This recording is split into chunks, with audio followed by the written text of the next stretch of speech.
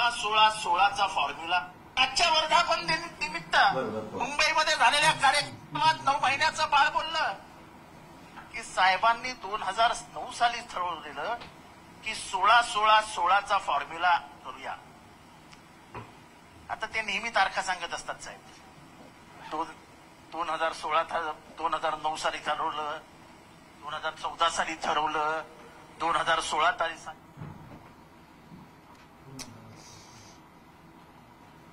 ठरवलं. अरे एवढंही तुम्हाला कळत नाही का की साहेब तुम्हाला एका रस्त्यावर घेऊन जातात, पुढपर्यंत नेतात आणि सोडून देतात आणि साहेब परत येतात.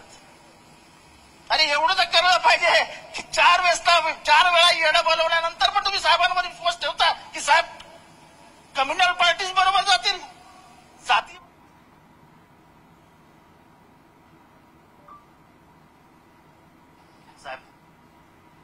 चला बीजेपीकडे जाऊया साहेब, दररोज तुम्हाला म्हणायचे ठीक आहे बघूया, हा ठीक आहे बघूया, पण शेवटपर्यंत साहेबांनी बघितलंच नाही.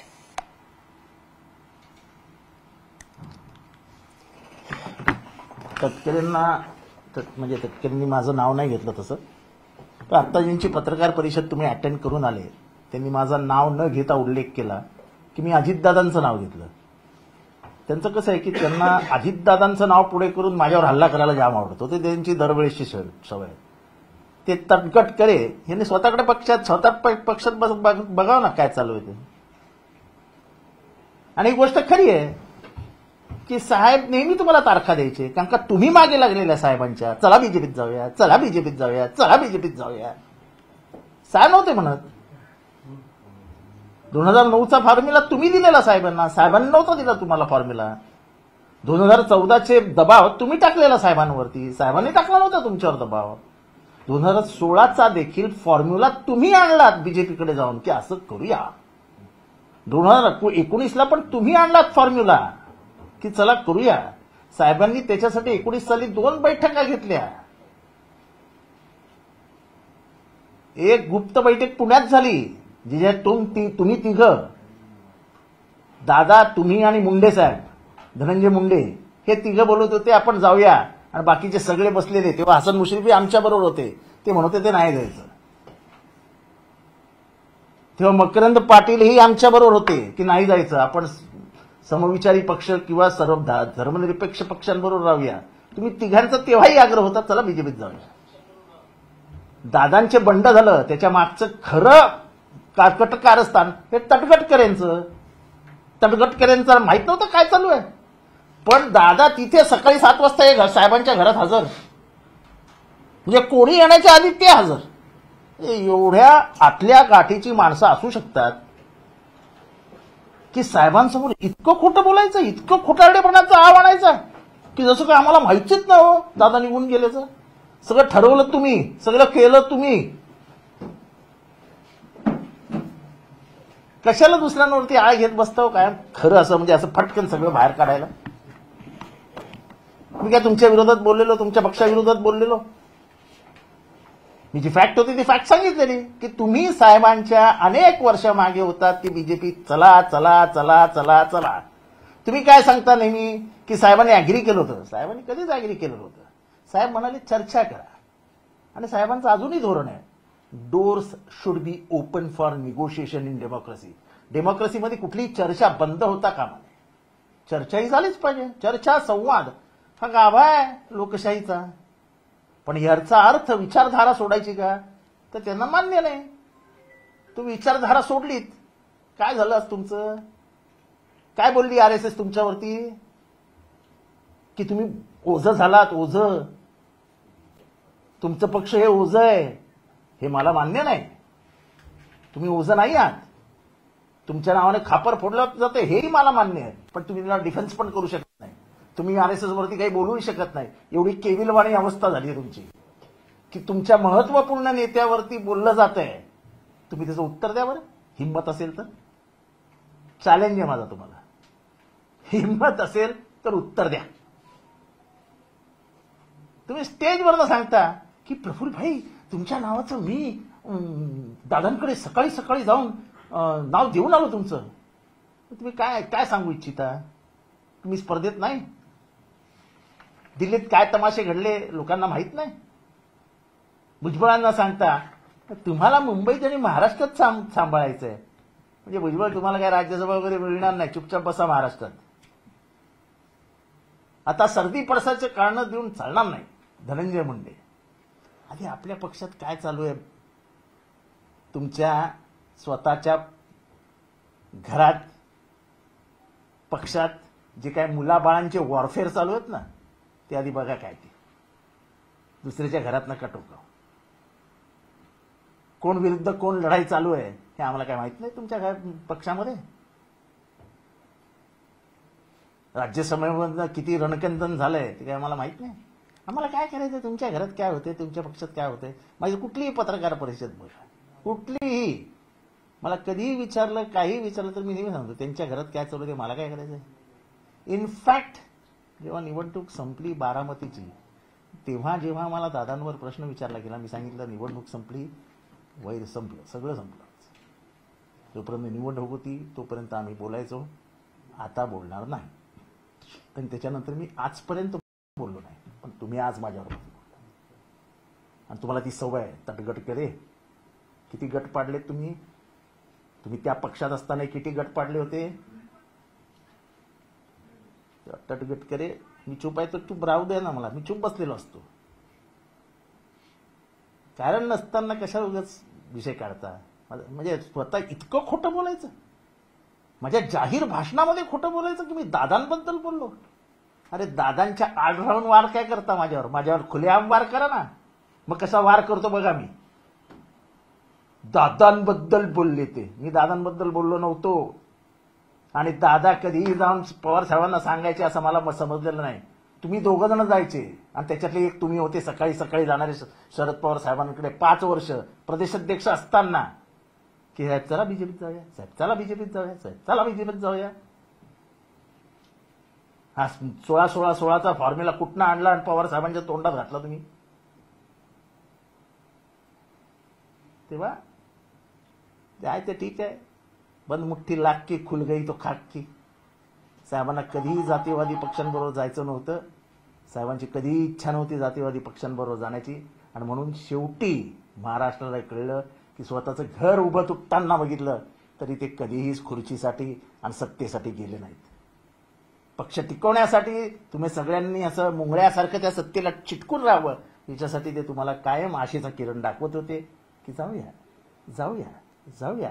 आणि तुम्ही त्या सत्तेला चिटकून राहिले होते की कधीतरी आम्ही हे घेऊन बीजेपीमध्ये जाऊ. साहेब आलेच नाही, तुम्ही गेलात. आणि महाराष्ट्राच्या जनतेने तुम्हाला जागा दाखवून दिली. आम्ही काही वेगळा नरेटिव्ह सेट करत नाही. आम्ही काही सोशल मीडियावर नरेटिव्ह सेट करत नाही. सोशल मीडिया वाचायला शिका आणि तुम्हाला काय शिव्या घालतात लोक ते बघा जरा सोशल मीडियावर. कशाला उगाच नाही ते नारळ आमच्यावर फोडता. नरेटिव्ह पक्ष नाही सेट करत, नरेटिव्ह सोशल मीडियावरती जनता सेट करते. ते सगळे काय पेड ट्रोलर्स नसतात. सोशल मीडियावर लिहिणारे अतिशय व्यक्तिगत पातळीवर आपली मतं असलेली पोरं आणि पोरी लिहित असतात. त्यांना तुम्ही काय पेड ट्रोलर्स समजता? एवढी खालती आणता त्यांना. त्यांनी नरेटिव्ह ठरवला, तो महाराष्ट्राने ठरवला. महाराष्ट्राने जागा दाखवून दिली ना तुम्हाला तुमची. आता तुम्ही महाराष्ट्रभर दौरे करा, काय करायचं ते करा. साहेब तुम्ही जे इंदिरा गांधींचं उदाहरण दिलं ना 77 सालचं, 1980 सालचं, 1984 सालचं, 1989 सालचं, हे उदाहरण आम्हाला पण माहिती आहेत. तुम्हालाच माहिती आहेत असं समजू नका. सहानुभूतीची लाट किती वेळ टिकते हे आम्हाला माहिती आहे. 80 साली शरद पवारांचं गव्हर्नमेंट फक्त 3 वर्षाचं होतं. म्हणजे निवडणुका होऊन फार काही दिवस झाले नव्हते महाराष्ट्राचे. आणि महाराष्ट्राची सरकार बरखास्त करण्यात आलं. काँग्रेसला 174 का 180 जागा मिळाल्या होत्या. सगळ्या इतिहास सगळ्यांना माहिती असतो. तुम्हालाच माहिती आहे असं काही समजू नका. आणि मी आज व्यक्तिगत बोलतोय कारण का तुम्ही कायम आयुष्यभर मला व्यक्तिगत टार्गेट केलं. मी तुम्हाला कधीही टार्गेट केलं नव्हतं. तुम्ही आयुष्यभर काही लोकांनी मला व्यक्तिगत टार्गेट केलेलं आहे. काय जयंत पाटील कुठेही जाणार नाहीत, काय नाही, जयंत पाटील निघाले काँग्रेसमध्ये, जयंत पाटील निघाले काँग्रेसमध्ये. हे सगळे असे जाण्याची नाटकं तुमची होती.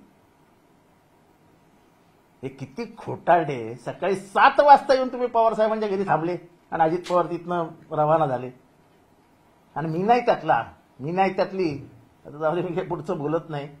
तटकरे साहेब, कृपा करून हात जोडून सांगतो, माझ्यावर व्यक्तिगत कधीही घसरत जाऊ नका, कधीही घसरत जाऊ नका. तुमच्या पक्षातल्या तुमच्या नंतरच्या पिढीचं काय भांडण चालू आहे, कोणाशी भांडण चालू आहे हे जरा बघा. पक्षामध्ये काय लेवलला चालू आहे हे जरा पक्षामध्ये बघा आणि मग दुसरीकडे बघा. तेव्हा जयंत पाटलांना काही उत्तरं द्यावी लागली नाहीत. आमचा विजय हा एकोप्याचा विजय आहे. आमचा विजय हा शरद पवारांचा विजय आहे. आणि माझ्यासारखा कार्यकर्ता जाहीरपणाने बोलतो की साहेब घेतील तो निर्णय, पण साहेबांशी बोलण्याचं धारिष्ट्य आमच्या अंगी आहे आणि जाहीरपणे बोलण्याचं धारिष्ट्य आमच्या अंगात आहे. हे लपून छपून बोलणाऱ्यातले आम्ही नाही. अँटी चेंबरमध्ये बसणार आम्ही नाही आहे. अँटी चेंबरमध्ये 3-3 महिने बसणार आम्ही नाही आहे. तेव्हा खोटारडेपणा सोडा दादाच्या नावाने. जे आहे ते खरं आहे. कोणी नरेटिव्ह सेट केला नाही. गद्दारीचा नेरेटिव्ह, काकाचा गळा दाबण्याचा नेरेटिव्ह, 5-5 पदं हातात आल्यानंतर सुद्धा साहेबांना सोडण्याचा नेरेटिव्ह हा तुम्ही स्वतःनी सेट करून घेतलात. तो कशामुळे सेट केलं ते मला माहिती आहे, ते मी जाहीररित्या बोलणार नाही. पण गद्दारीचा नरेटिव्ह कोणीही सेट करत नसता, जनता सेट करते. आणि महाराष्ट्रातल्या स्वाभिमानी जनतेला माहिती आहे की तुम्ही किती दुरुष्ट आहात. 84 वर्षाच्या म्हाताऱ्याला घराच्या बाहेर ढकलून कसा पक्ष ताब्यात घेण्याचा तुमचा दृष्ट हेतू होता. कसं तुम्ही कोर्टामध्ये सांगितलं की हा हुकुमशाह आहे शरद पवार,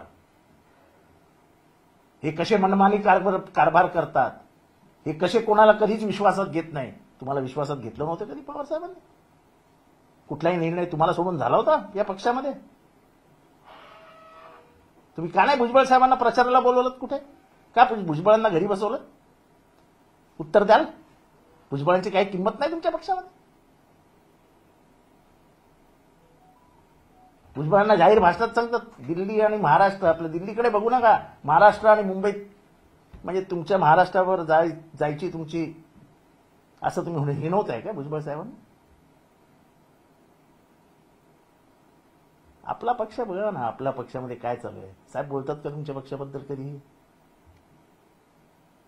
आम्ही बोलतो का तुमच्या पक्षाबद्दल कधी? मी कधी बोललो? जेव्हा तुम्ही सांगितलं की साहेबांनी तेव्हाच ठरवलेलं जायचं, तेव्हा मी तुमच्याबद्दल बोललो.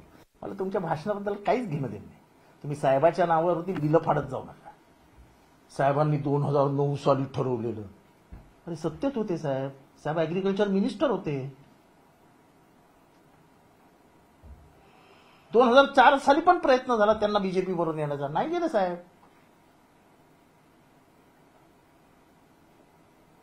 तेव्हा ते इंडिया शायनिंगचा प्रचंड जोर होता, तरी साहेबांनी जो माणूस सांगत होता चला बीजेपीत जाऊया त्याला सांगितलं आपण जिंकणार आहोत, काळजी करू नको, तुला मिनिस्टर बनवीन. तेव्हा साहेब हे शब्दाचे पक्के आहेत. आयुष्यभर ज्यांनी पुरोगामी महाराष्ट्राची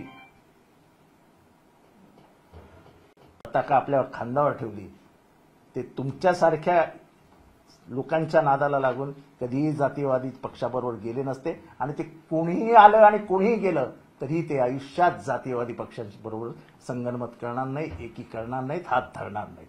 ते कायम फुले शाहू आंबेडकर, शिव फुले शाहू आंबेडकर यांचाच विचार मान्य करतील. हे सत्य त्यांनी पुराव्यानिशी सिद्ध करून दाखवलं आणि लोक त्यांच्या मागे उभी राहिली. सर, सुनील तटकरे बोलतात की आमच्या पक्षाकडनं आता सरकारला प्रस्ताव देण्यात येणार की मुस्लिम समाजाला शिक्षणामध्ये 5% आरक्षण देण्याच्या संदर्भातला, त्या विधानाकडे कसं पाहतात ते? एकीकडे आता भाजपसोबत त्यांनी भाजपाला सांगावं, आम्हाला काय सांगून फायदा आहे? जाहीर काय बोलून फायदा आहे? भाजपशी बोलावं त्यांनी. मुस्लिम मतांचा टक्का त्यांच्याकडून घसरला, त्याच्यामुळे त्याचा फायदा त्यांना नाही. असं आहे की मुस्लिम टक्का घसरला नाही घसरला त्याच्याबद्दल काही बोलायचं नाही आम्हाला. मग हे भाजप जे म्हणतंय किंवा जे शिंदे शिवसेनेचं हे आहे की मुसलमानांमुळे आम्ही इथे सीटा हरलो, त्याच्यावर बोलावं ना त्यांनी. कारण का मी तर जाहीररित्या बोललो, चंद्रपूरमध्ये किती मुसलमान आहेत, मुनगंटीवार हरले. भंडाऱ्यामध्ये किती मुसलमान आहेत, गडचिरोलीमध्ये किती मुसलमान आहेत, रामटेकमध्ये किती मुसलमान आहेत, नाशिकमध्ये किती मुसलमान आहेत, दिंडोरीमध्ये किती मुसलमान आहेत. कसे काय जिंकले आम्ही? सातारा सांगलीमध्ये किती मुसलमान आहेत, कोल्हापूरमध्ये किती मुसलमान आहेत, कसे काय जिंकले आम्ही? एवढ्या जागा जिंकल्या आम्ही, तर कशा काय जिंकल्या? महाराष्ट्रामध्ये लोकसंख्या जर 13 कोटी 12 कोटी धरली तर मुसलमानांची संख्या 10.50% आहे. इतर 90% इतर समाज आहेत. खरं तर बघायला गेलं ना तर इथला जो सद्विवेक बुद्धीला जागून मतदान करणारा मतदार आहे, जो बहुसंख्येने पुरोगामी महाराष्ट्राला पुरोगामी विचारांना मानणारा मतदार आहे, यांना तुमचं हे गद्दारीचं राजकारण न आवडल्यामुळे त्यांनी तुमचा सफाया करून टाकला. बीजेपीची धोरणं ही त्यांना न पटल्यामुळे त्यांनी सफाया काम करून टाकला. एकीकडे तुम्ही घुसपेटिया म्हणणार, एकीकडे तुम्ही त्यांना म्हणणार की 4-4 पोरं म्हणजे अधिकची पोरं असतात यांची, जो बूंद से गई वो हाथ से नहीं आती. आता तुम्ही 5% द्या, 10% द्या, 100% द्या, ते काय लाचार आधारे तुमच्याकडे मागायला ना आलेत. ते देखील या देशाचे मतदार आहेत, या देशाचे नागरिक आहेत. किरीट सोमय्या बोलले की बांगलादेशी लोकांमुळे आमचा पराभव झाला. निषेध करा बरं, आज निषेध करून दाखवा बरं. तुम्हाला काय वाटतं, मुसलमान तुमच्या जाळ्यात फसतील असे खोट्या नाट्या? भूमिका घ्या ना, मुसलमानांसाठी भूमिका घ्या. तटकरे साहेब घ्या भूमिका, गट तटकरे घ्या भूमिका. तेव्हा जास्ती इतरांच्या बद्दल बोलू नका. तुमच्या पक्षामधले गटतट किती पडलेत त्याच्यावरती बोला. तुमच्या आणि प्रफुल्ल पटेलांच्या सुदूर संबंधांबद्दल बोला. इतरांबद्दल जास्त बोलत जाऊ नका आणि माझ्याबद्दल तर नाहीच नाही. मी तुमच्या नादाला लागत नाही, तुम्ही माझ्या नादाला लागत जाऊ नका.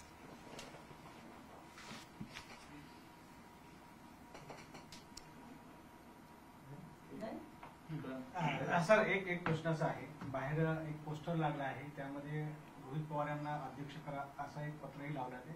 दुसरीकडे जयंत पाटील यांनी म्हटलं आहे की विधानसभेपर्यंत आपण अध्यक्ष आहे. याचा अर्थ असा आहे की आता युवकांना संधी मिळण्याची वेळ असं आहे की कोणी अध्यक्ष असावं कोणी नसावं हे ठरवण्याचं काम शरद पवारांचं आहे.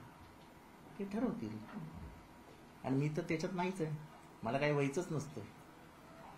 मला जर साहेबांनी सांगितलं उद्या दरवाजात उभं राहते, मी दरवाजात उभं राहायला तयार आहे. मी निष्ठावंत सैनिक आहे साहेबांचा. आपल्याला काय पद प्रतिष्ठा याच्याने काही फरक पडत नाही. बांधून एक मंदिर बनीन तर पाया तिथं. साहेबांचं मंदिर बांधलंय, कळस लोकशाहीचा वरती चढवलाय, त्याची पायरी बनायला मला काही वाटणार नाही. लोकांनी माझ्या पाठीवर पाय ठेवून जर त्या मंदिरात प्रवेश केला तर मला आनंदच होईल. ही माझी स्पष्ट भूमिका असते. साहेब सबकुछ असा म्हणणारा मी आहे. त्याच्यामुळे असे पोस्टर बॅनर मी बघतही नसतो. तुम्हाला पत्रकारांना फार हौसे असले बॅनर आणि पोस्टर बघायचे. सर, ते केंद्राकडनं महाराष्ट्राला दुजाभाव झालेला आहे. हो बरोबर आहे. 12,000 उत्तर प्रदेशला 8,000 आम्हाला. आमची काय लायकीच नाही केंद्रात. कांद्यामुळे आमचं सगळं गेलं असं कृषी मूल्य आयोगात जाऊन मुख्यमंत्री बोलतात. पण कांद्यामुळे शेतकरी मेला याच्याबद्दल तुम्हाला सुख दुःख नाही. सत्ता गेल्यावर तुम्हाला आठवतं अरे कांद्यामुळे गेली. अरे कांद्यामुळे आत्महत्या किती झाल्या, कापसामुळे आत्महत्या किती झाल्या त्याच्यावर बोला ना. सत्ता गेल्यावर तुम्हाला काय आठवतं तर शेतकरी अरे शेतकरी शेतकरी शेतकरी कांद्यामुळे वांदे झाले, कांद्यामुळे वांदे झाले. वाईट वाटतं वाईट. जेव्हा खरीच द्यायची वेळ होती, जेव्हा आमचे कांदा उत्पादक शेतकरी रडत होते, आजही कांद्यावरची निर्यात बंदी काढली का तुम्ही? काढू शकलात का तुम्ही? पावसाळा आला, शेतकऱ्यांबद्दल तुम्हाला काही एक पडलेलं नाही. काही एक. जीएसटी ह्याच्याबद्दल बोलताय का तुम्ही? जीएसटीकडे केंद्राकडे अडकलेले पैसे ह्याच्याबद्दल बोलताय का तुम्ही? अरे तुम्ही मरणाच्या कापडावरती जीएसटी लावणारे माणसं आहेत हो, कफनवर. म्हणजे अंत्ययात्रेच्या प्रत्येक सामानावरती 18% टॅक्स घेणारा जगातला एकमेव देश असेल आणि त्याच्यात महाराष्ट्र पण आहे. म्हणजे तुमचं मडकं, तुमचा तो काळा उदीर, ते कपडा, ते बांबू, ती चटई, त्या सगळ्यावरती 18% टॅक्स आहे. म्हणजे मरण आल्यावरती सुद्धा तुमच्या खिशातनं पैसे काढणार आहे सरकार. लोकांनी उगाच निर्णय नाही घेतला. हे कुठल्या जातीपातीमुळे नाही झालं, तुमच्या देशद्रोही धोरणामुळे झालं, तुमच्या जनता विरोधी धोरणामुळे झालं आणि हेच घडत राहणार. तुमची गद्दारी माफ होईल का पुढच्या 3 महिन्यात असं वाटतं का तुम्हाला? की नरेटिव्ह सेट झाला, नरेटिव्ह सेट झाला आणि नरेटिव्ह मधनं हे दिसून आलं की जनतेला गद्दारी आवडलेली नाही आणि एक अंडरकरंट होता जो कोणाला समजलाच नाही.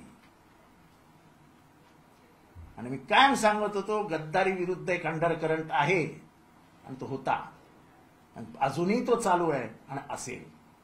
कारण गद्दारांना महाराष्ट्राने कधीही माफ केलं नाही. सूर्याजी पिसाळची औलाद आणि खंडोजी खोपडेची औलाद आजही महाराष्ट्रात ओळखली जाऊ शकत नाही. त्यांचं घरही कोणाला माहीत नसेल. विजनवासात गेले ते, असे दिवस तुमच्यावर येणार.